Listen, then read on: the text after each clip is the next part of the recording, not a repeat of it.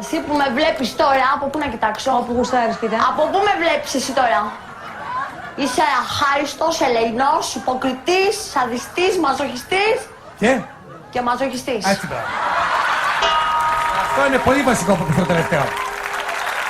Δηλαδή, στο είπες τα ίσα ότι θέλει να πάρει. Μου το είπες τα ίσα.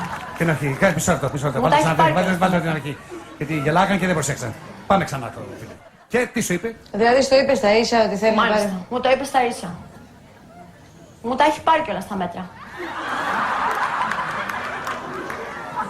Είναι σαδιστής, είναι υποκριτής και μαζοχιστής. Αλλά είναι πάρα πολύ τυπικό στη δουλειά του παρόλα αυτά. Πάρα πολύ. Να λέμε τη μαυρελίτσα. Είσαι ψεύτης, υποκριτής, μαζοχιστής, αντιπρόσωπος και υποκριτής. Αντιπρόσωπο. Και...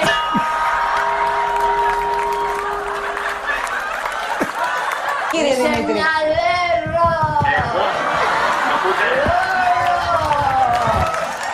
Είσαι λέρα. Ποιος το βόηθο μου? Ψεύτη. Ναι. Με δάγκωνε. Να κάτι δαγκονιές.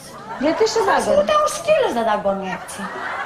Ούτε οι σκύλοι δεν δαγκώνουν έτσι. Αυτός Γιατί είχε σε πολύ δάγκωνε? δόντι. Είχε ένα δόντι, αλλά έκανε για 15 δόντια. Ένα δόντι έχει. Ένα δόντι έχει.